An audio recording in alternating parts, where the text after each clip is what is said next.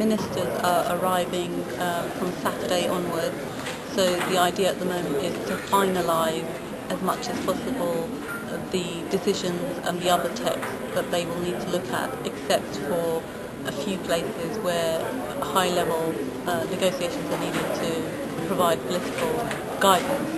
So the conference is furiously busy now. There are back-to-back negotiations for all developing countries. You hardly see anyone who's not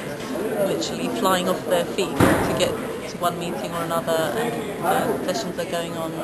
all night, virtually till 10 o'clock, which leaves little time for people to rest.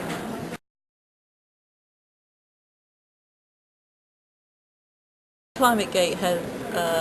blown over, and I think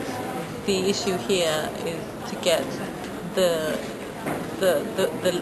framework of decisions to really deal with the threat of climate change, because people know it's real, and that issue was a very minor one which the IPCC chair addressed on Thursday as well.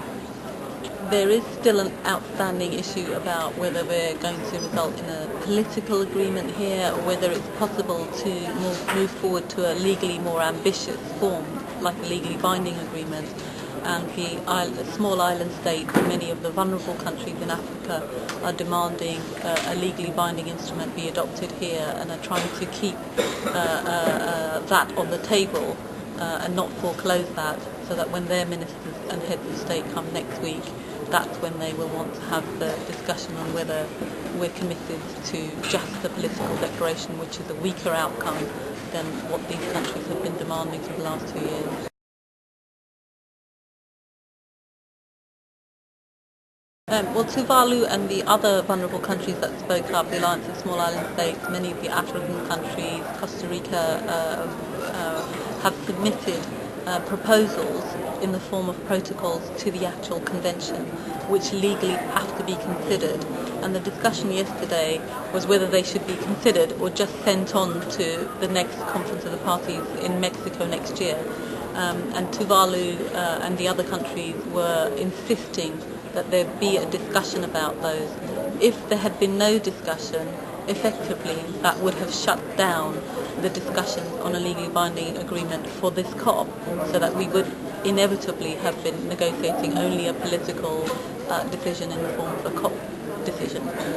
And what they were trying to do was keep the legal space open for the level of legal ambition of the conference to move up, if that is the case when heads of state and others meet next week. They have succeeded in keeping that issue on the table. What they were trying to do was make sure it wasn't foreclosed as an option at this point in time, and that they will be able to speak to it in an open way. The discussion, the big dispute, was whether that discussion would take place in some secret corridor, and Tuvalu and other countries would be marginalised in that context, or whether it takes place in an open and transparent fora, which is what they were demanding.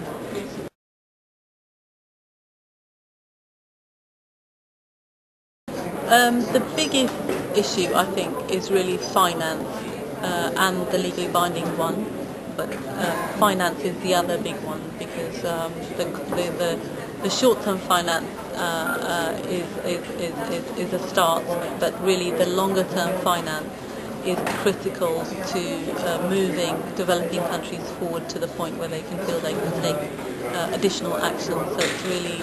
lowering the ambition of the whole process if long-term finance and medium-term finance from 2015 to 2020 onwards is not there to back up what these countries now want to do. Well, there's a stock-taking plenary on Saturday, so at that we can hopefully expect agreed outcomes on some of the issues relating, for example, perhaps to adaptation, relating to technology, and those might be agreed. The issues relating to finance of adaptation or finance related to technology, and the core issue of the kind of mitigation commitments and actions that are going to be taken by different groups of parties will not be resolved and will have to be discussed by ministers. So the fireworks will continue over the weekend on those issues, but at least we expect some progress on the less controversial issues.